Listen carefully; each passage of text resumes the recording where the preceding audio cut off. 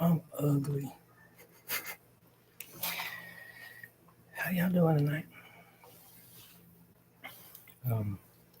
Sorry if I'm not being, if I'm being too quiet, let me know.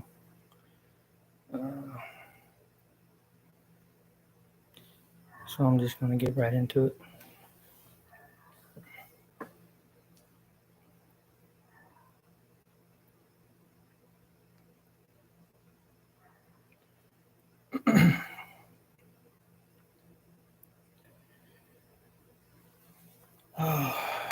So if you don't know me or my channel, um,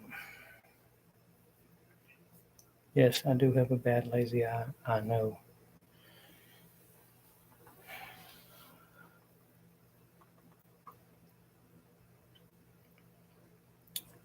I had a channel on YouTube before that I had put a lot more videos on. And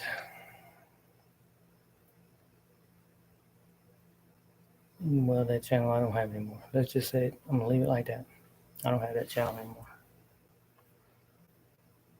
And there's only one video on this channel now. There was quite a few more. There's a reason for that. I deleted them all because of some of the things that I was recently going through. And in this video, or the videos that I'm fixing to put on here now, I'm going to try to make at least one video every, maybe once a week, every 2 weeks. I don't know. I'll just have to see how it works out, how it plays out. But these videos are going to be talking about my experience, who I am, what I've been through, and that's it. This first video here is going to be a little bit of background about me, who I am, where I come from, and just stuff like that. Okay, so I don't even know where to begin, really. You have to excuse me if I take a pause or something.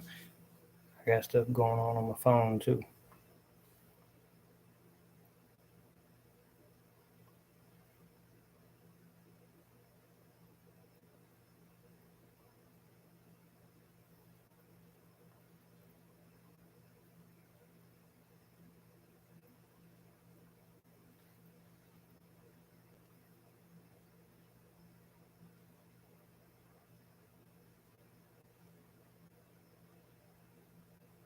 Oops.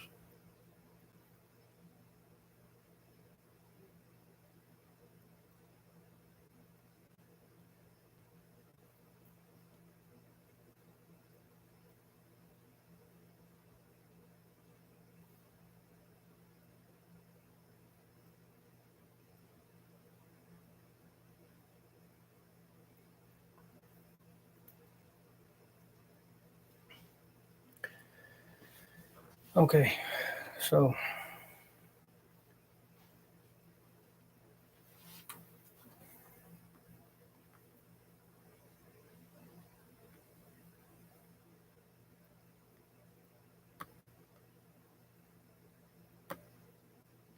I don't know how to do this. Look, I'm still new at this, so I'm still trying to figure everything out.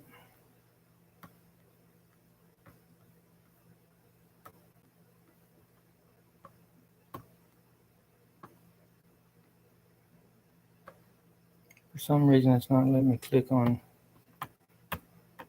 the comments on here.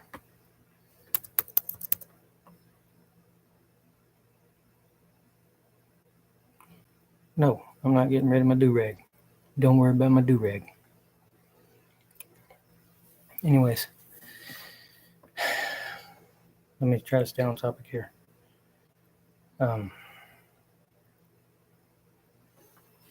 So my experience.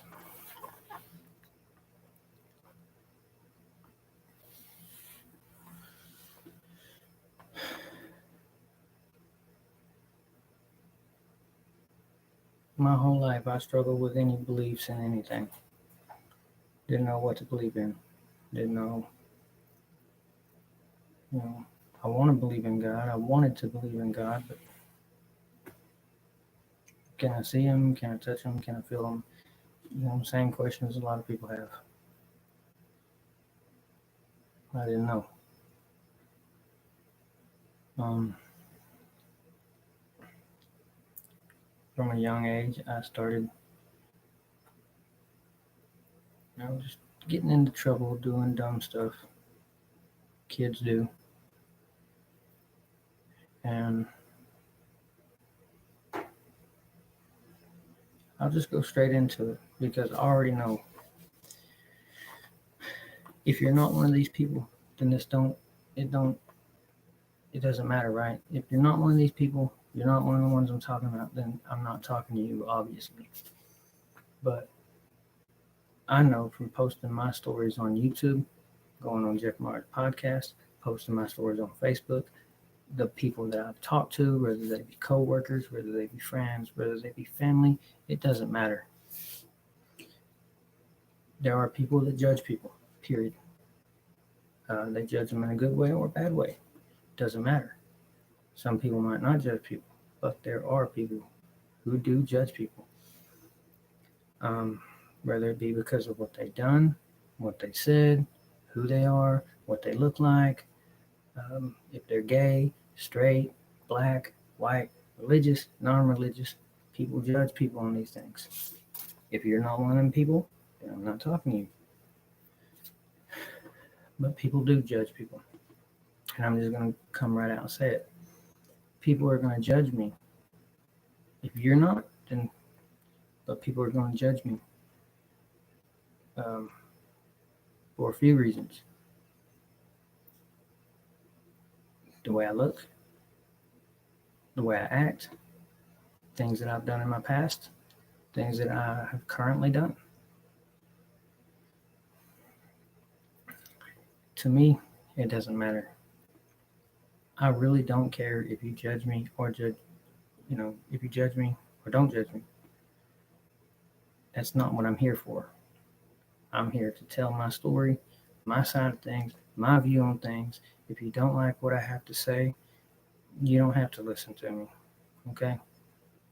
I'm not saying that you could sit there and think that everything I say is a fucking lie. I understand. That's okay. I'm not gonna put any negativity toward you. You sit there and say I'm lying, or it didn't really happen, or I'm a drug addict, a drug user.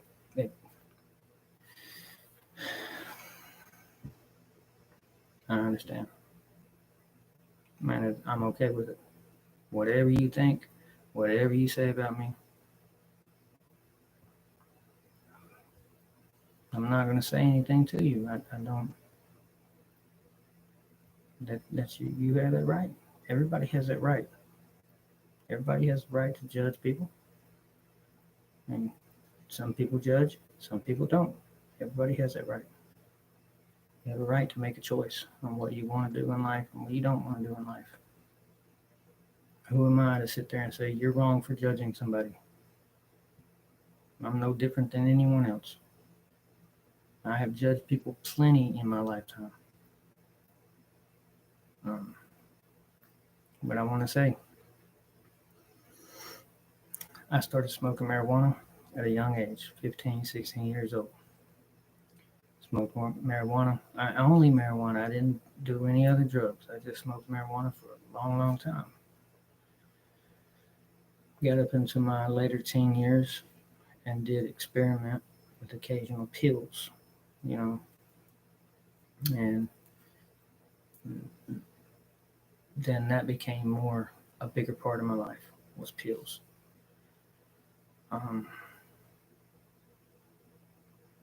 And then just in the past, I don't know, maybe 5, 6, 7 years. No, it's longer than that. Maybe past 9 years. I've smoked a little bit of marijuana on and off, but it just ain't my thing anymore. It just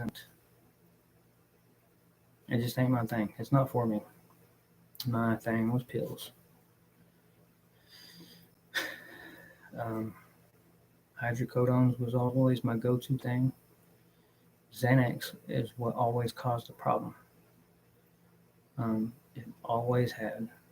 I used to say that this me that's talking right now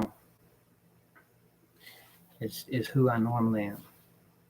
But when I take Xanax, put them in my body, a different me ties this me up, throws this me in the trunk, gets in the car, and causes all kinds of damn problems. And then when the Xanax are wearing off, he then unties me, puts me back behind the wheel, and says, "All right, you take over from here." And I'm like, damn, because I have no recollection of some of these things. I have no recollection of doing. I think 2016, I want to say.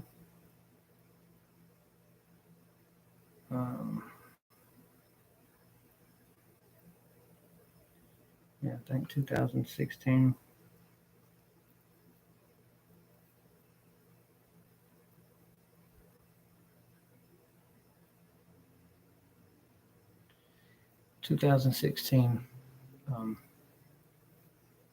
I was working at an air conditioner company. Strung out on Xanax. Went to work late one morning. Got into an argument with the boss in the middle of the showroom floor. He obviously could tell I had a drug problem. He fired me.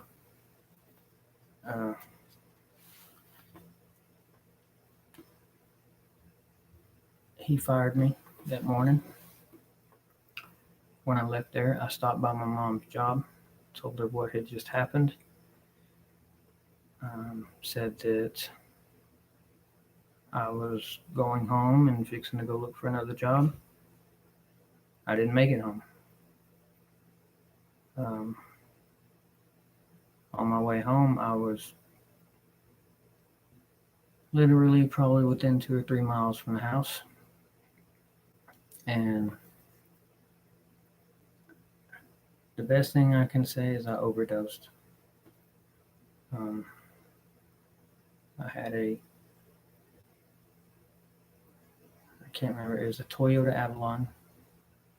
It's a country road, 2 lanes, one way this way, one way that way. There was a big curb. And coming into that curb, what I can remember is I remember trying to change the radio station, I think. And I nodded off. I veered off the right of the road. It woke me up. I overcorrected, turned the wheel to the left, but I turned, was going too fast, and I turned too sharp. I remember the car sliding across the road, sideways. I remember going into the ditch. The car shifted left to right, and I remember seeing the tree, and everything went black. When I woke up, I was sitting in a ditch. I don't remember how I got there. I don't remember where I was going from, where I was coming from. Nothing.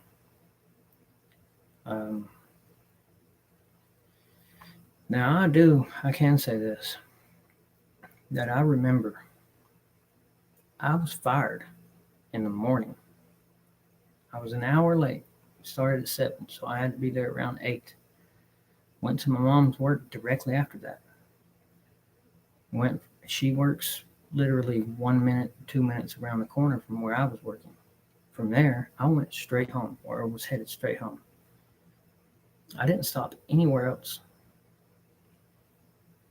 So from the time my car wreck had to have happened to when this woman named Janet, she stopped. And I remember her asking me if I needed to call anybody. And somehow I remembered my phone number in that moment, which that's rare because I don't remember any phone numbers. I had her call my girlfriend, and she called 911. Next thing I know, I remember I blacked out when the ambulance got there. I remember being put on the stretcher, and then I blacked out again and woke up in the hospital. But from the time that I left, so around, say, maybe 9 o'clock in the morning, to the time I remember Janet being there, was around 1 or 2 o'clock in the afternoon. So I really don't know how long I was laying in that ditch. I don't know. Could it have been 30 minutes? Could it have been 4 hours? I don't know. I was beyond myself. But like I say, you're gonna have to forgive me. I got things going on too.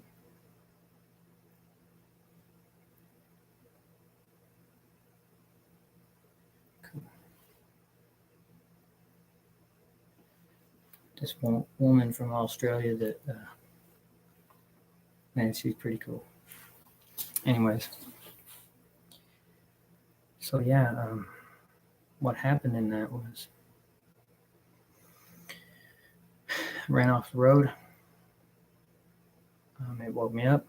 I overcorrected, started to slide across the road, went through the ditch, and blacked out before I hit the tree. I hit the tree on the left, on the driver's side front tire, right by the headlight, and it flipped my car. My car rolled 3 to 4 times, is what they say, from where the initial impact was to where my car eventually landed, and the impacts on the ground, my car rolled 3 to 4 times. I didn't have a seatbelt on, and I was ejected out of the window.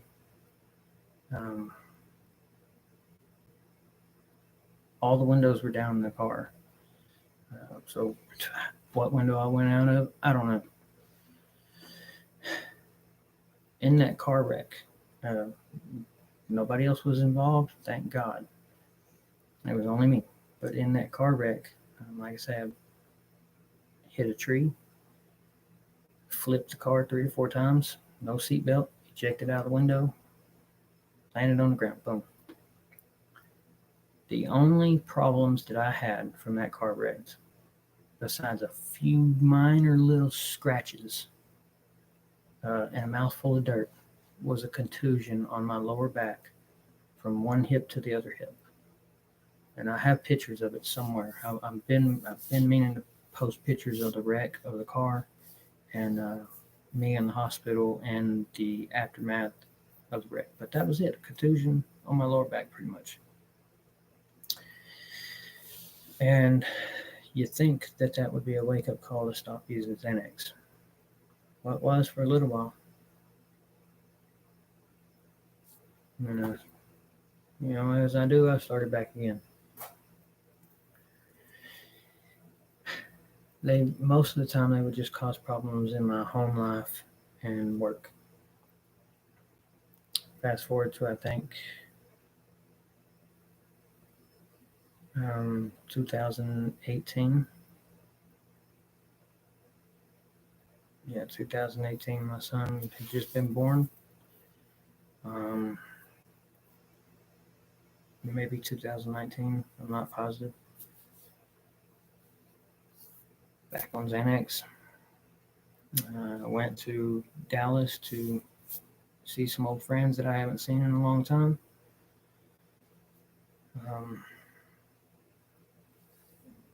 Had probably at least 20 Xanax in my system in the past 12 hours. Hydrocodones in my system. Also, I don't smoke weed that much. When I got there, started doing cocaine, which I'm not a big fan of cocaine. Wasn't my idea, didn't buy it, but then again, I'm not in the right state of mind either. Started doing cocaine, drinking on top of it. Smoking, probably if it was around my friends, probably smoking a lot of marijuana, which, to me, marijuana is no different than smoking a cigarette, really.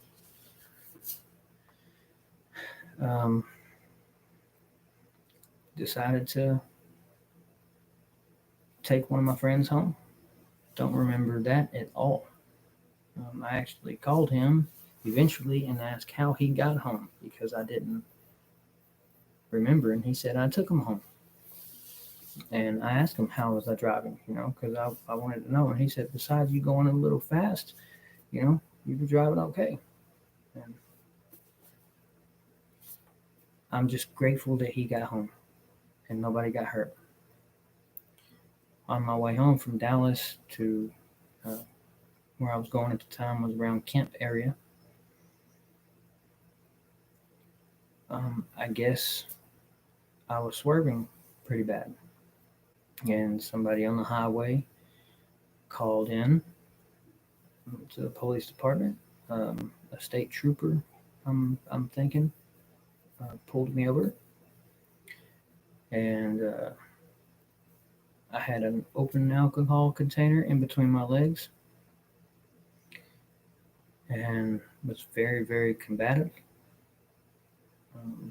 And I was arrested and charged with a DWI. I did 23 days county jail. A co-worker ended up bonding me out. And when I went to court, they gave me time served. And that was all of that. That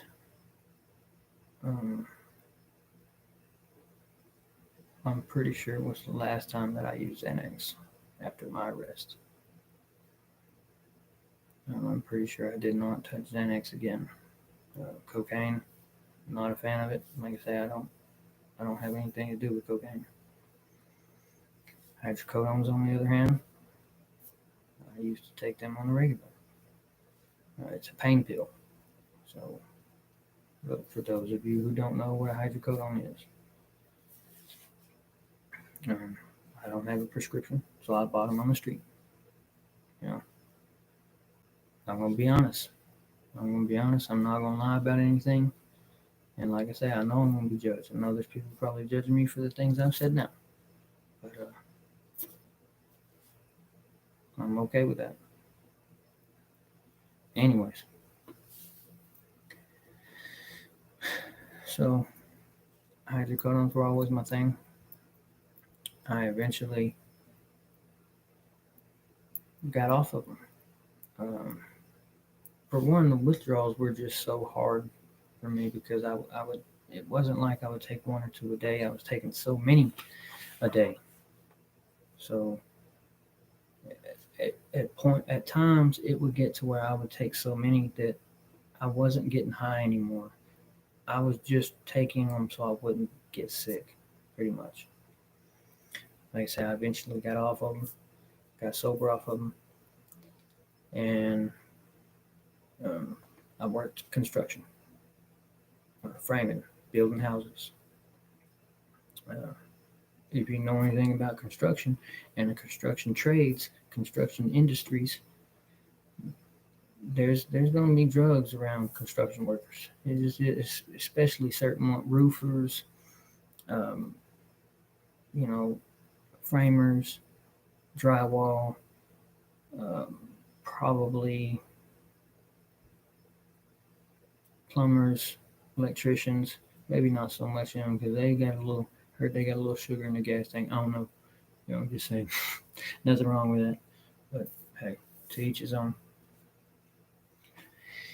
But I would dibble dabble with the pills here and there, but nothing like major. It was just we having a rough day, hanging roof or something like that.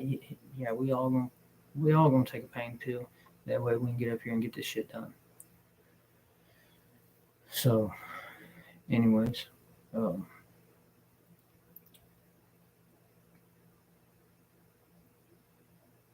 sidetracked.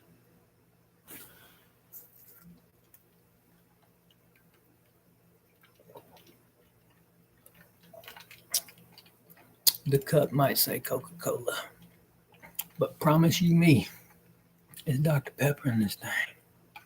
Ain't no Coca-Cola. I don't do that Coca-Cola stuff. That's bad for you. Anyways, so right before my experience, I was introduced to a drug that I had been around before but never ever took. I was introduced to it and I was, why not? I'm going to try it, right? It was New Year's Eve, I think. It was the first time. And I tried it, and it was a wonderful drug. It was ecstasy, which to my knowledge was a mixture of methamphetamines and MDMA. There's nothing pharmaceutical about that. Most of the drugs that I've ever taken, the pills, came from a pharmacy. You know, they're legit pills. These pills were pressed. There is no pharmacy. This didn't come from a pharmacy. This came from wherever in the hell it came from. You know, this was a manufactured, made by somebody in their garage or in a lab. I don't know. I don't ask questions, right? Methamphetamines and MDMA. And I liked it because I had used methamphetamines before.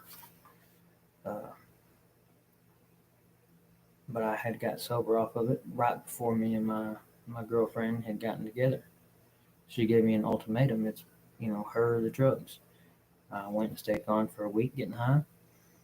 And, you know, that was it. I had enough of it. Quit taking it. Got with her. Never used it since then. And besides for what's in these, supposedly in these drugs. So, I like this drug, right? And for a while it went on good. You know, I would take it every now and again. It wasn't like I was addicted to it or hooked on it or nothing like that. I would just occasionally start to use this drug, and everything was good. Well, it got to the point where I had these two words pop into my head, and I don't know why this started to happen. When it started to happen, I eventually found out, but when it first happened, I had no idea why this was happening. Attribute it to the drugs. Um, that's probably what started all this, what triggered it all, to be honest. That's probably what triggered it. But I had two words start popping into my head. What's next? I didn't know why. I didn't know where they were coming from, what they meant. All I know is these two words kept popping into my head. What's next? So I'm still framing, or this is, I was still framing, using ecstasy. Had these two words, what's next, popping into my head.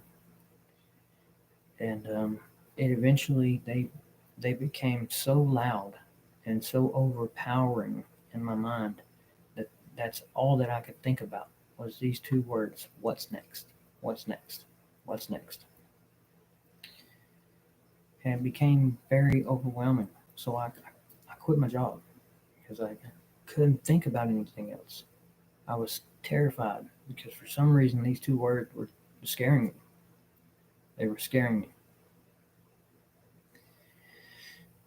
And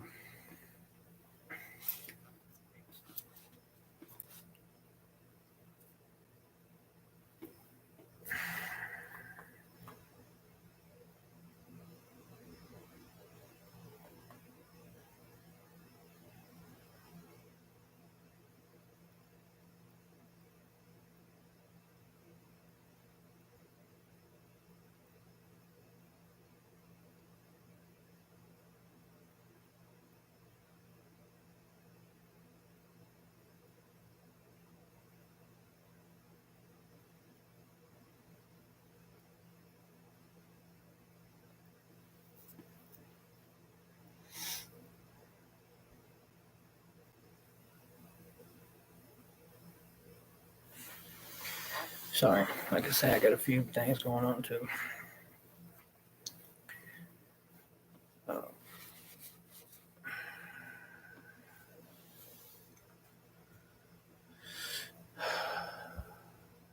What's next? So I'm continuing to use ecstasy. I find myself for some reason, separating myself from anyone or anything. We have a spare bedroom that is in the middle of our house that I would go in the spare bedroom and I would stay in there. After this happened, after I quit my job and I found myself getting more and more distant from everyone, I went into the spare bedroom and I just started isolating. I didn't want to come out. I didn't want to talk to nobody. I didn't want to see anybody because there were so many things that were in my head, but it's almost like, those movies where you see the people like a ghost or a person possessed or something, and their mouth is moving so fast and they're speaking, but they're speaking so fast that everything's like jumbled up and, scratching over the top of each other. That's how this stuff in my head was. I could hear it, but there was so much there, but it didn't make no sense. I didn't know what any of it was. And so come to find out, what's next was my physical question to what's next after death. A lot of us have questions. All of us have questions. We question a lot of things all the time. That's how things get done, right? That's how things get answered. If there's a question, we find the answer to it. That apparently was my last question. Apparently I've had other questions, and this was what's next was me wondering, well, I'm dead now. What's next? Is there anything else? I died. What's next? So that was that question. There was a question, what's next? These two words. What's next after death?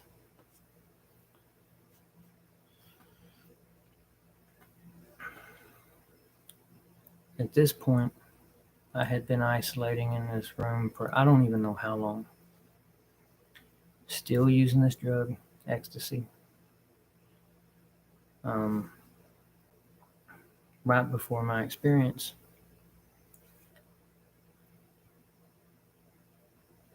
I got into an argument with my mom about what, who knows.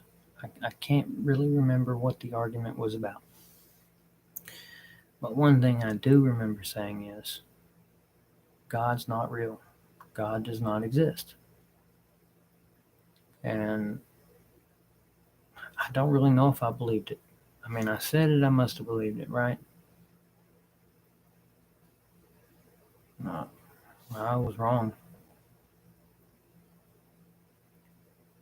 I was totally wrong. So I found myself using ecstasy, isolating in this room, away from everyone. I was awake. I had been awake for about 5 to 6 days at this point. I hadn't had any sleep. If you know anything about drugs, methamphetamines, and stuff like that,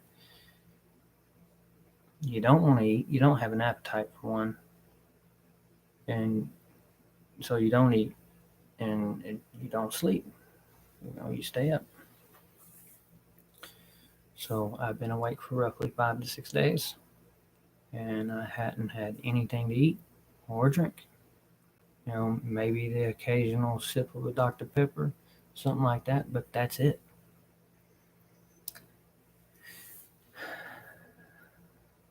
And for what I can understand now, let me pause real quick and just say these things. I had another YouTube channel where I had a lot of this story already on. I was on Jeff Morris' podcast where I tell some of my experience, but when I went on his podcast, I was so nervous and like I knew exactly what I wanted to say. And even though at first we had a Zoom meeting, right? And I knew exactly what I wanted to say. We had this expression in Texas, deer caught in the headlights. When that Zoom meeting started, even though it was just me and him, I froze. Like a deer caught in the headlights. Everything that I wanted to say, it went out the window. Like, uh, what do I do? Am I holding my hands right like Ricky Bobby? I don't really know what to do with my hands. Have you seen that Talladega Nights? Anyways, so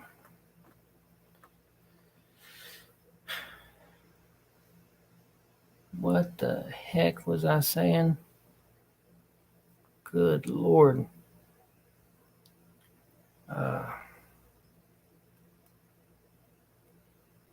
What was I saying? Comment on the thing and tell me what I was saying. Because I don't remember. And I can't back it up because it's a live stream. Or send me a message. I don't care. Either way.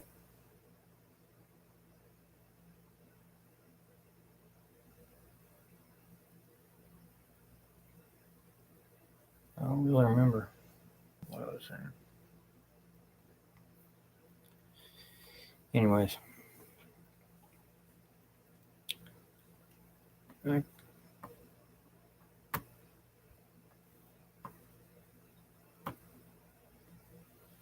Hold on a second.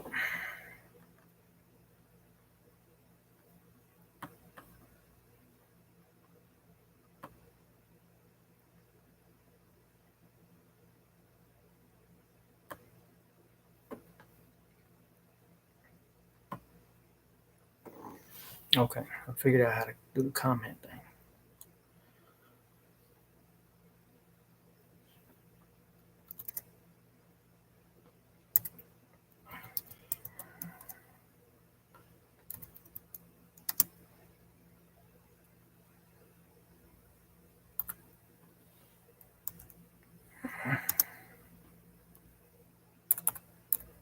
Oops.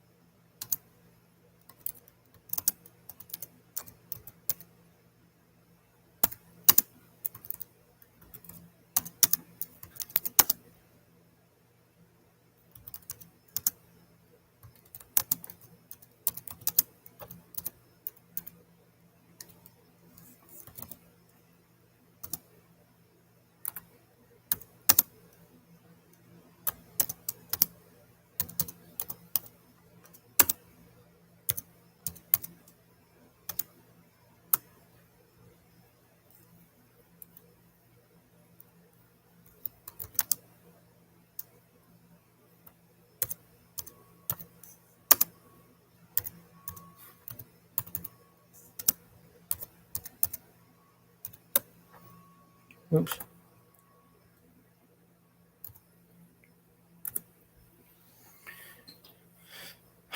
Okay.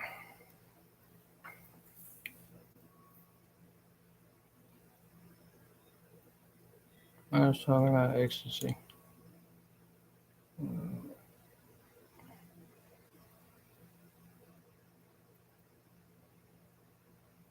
Okay. Of course I was, because it's drugs. Anywho, like I say, I think I know where I was going with that. Uh,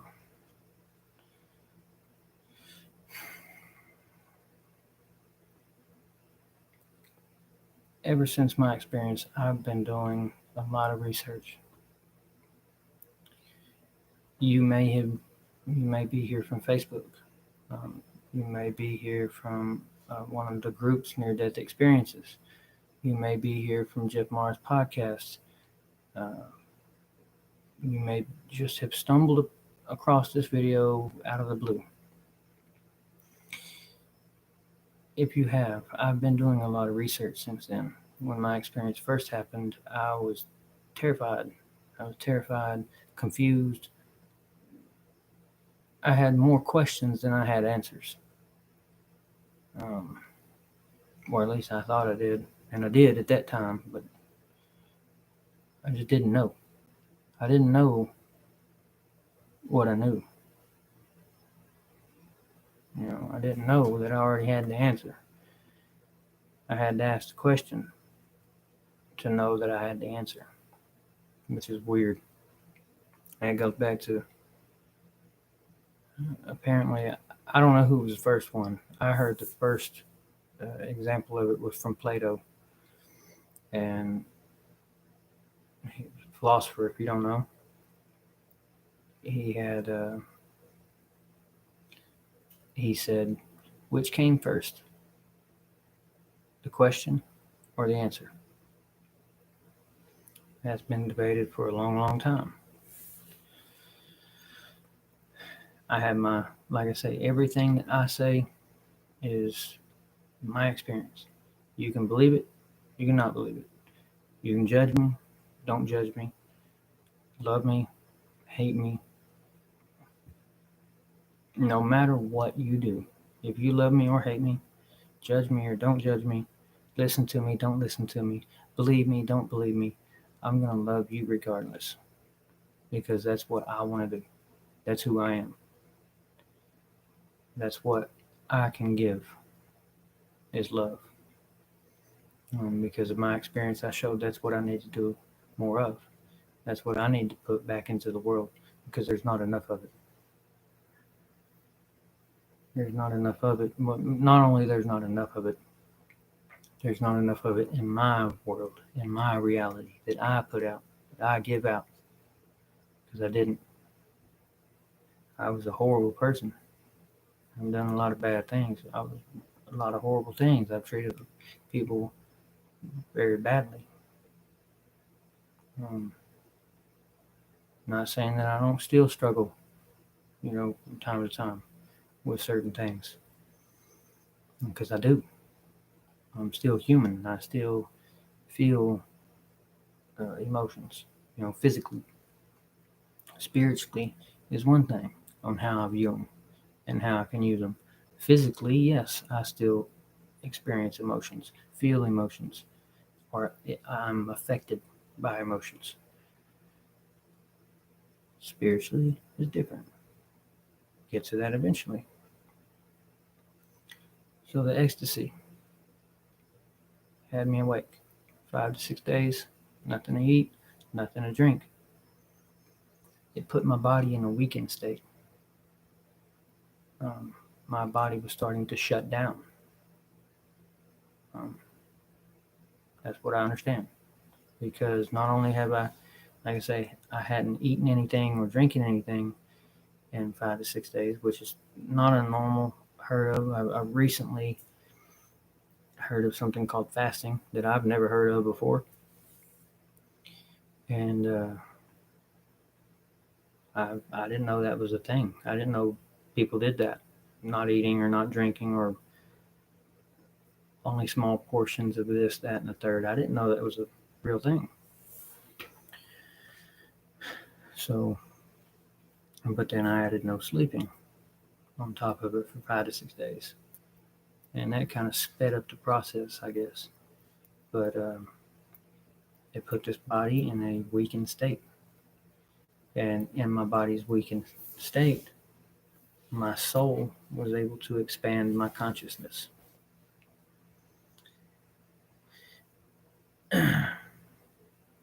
When this happened, I'm sitting in the floor against the wall in this spare bedroom. I'm just looking at the wall at this point in time because I'm just there trying to make out what's all in my head. My soul expanded my consciousness, and what happened then was my soul came outside of my body.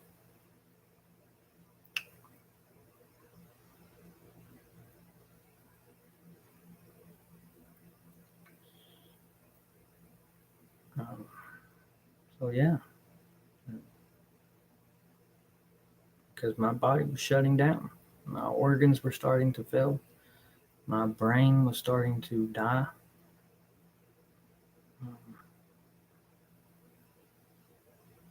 The drugs didn't help at all.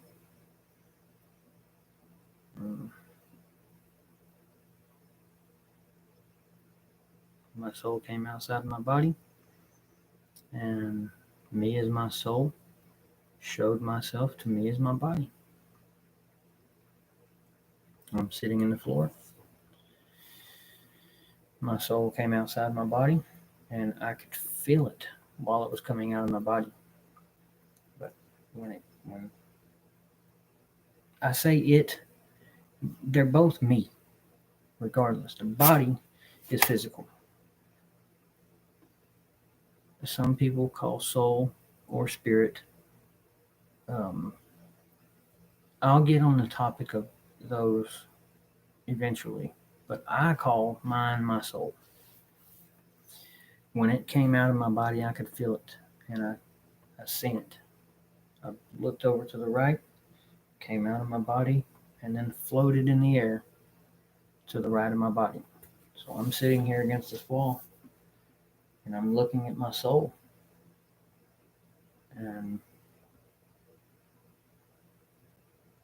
my soul formed my face on it, but it was just smiling. Just smiling. And the mouth on my face that my soul reflected never moved, but it was communicating directly with my brain, speaking directly to me. And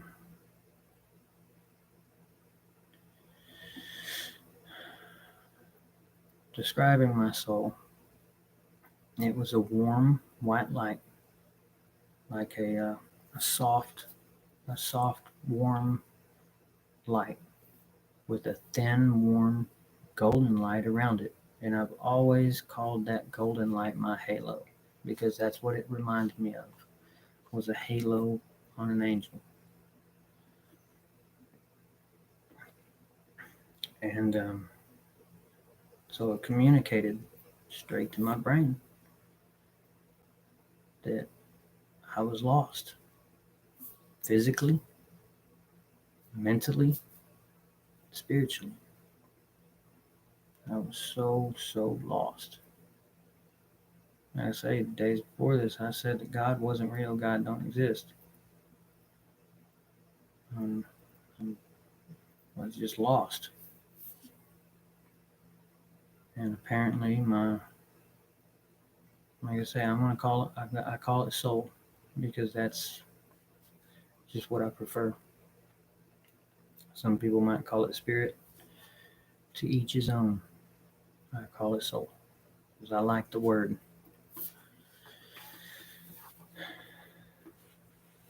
I, as my soul, was going to go get help. That's what I told my body. I told my brain, communicated directly with myself, that I was lost and I wanted to go get help, because it was time to stop doing all this dumb stuff that I was doing. My soul is tired of doing this. Apparently, this ain't the first time I've done this. And I'm about to end this video because it's going on an hour. But I just wanted to say a few more things real quick. And then eventually more videos will come out, part 2s, part 3s, however many it takes for me to explain this. But when I say my soul came outside of my body and it reflected a face, my face on it, I could see through my body's eyes like I'm seeing now, and I can see through my soul's eyes. It's like I'm in two places at one time. So I'm my body looking at my soul, but I'm also my soul looking at my body at the same time. At the same time, I can see through two different sets of eyes at the exact same time.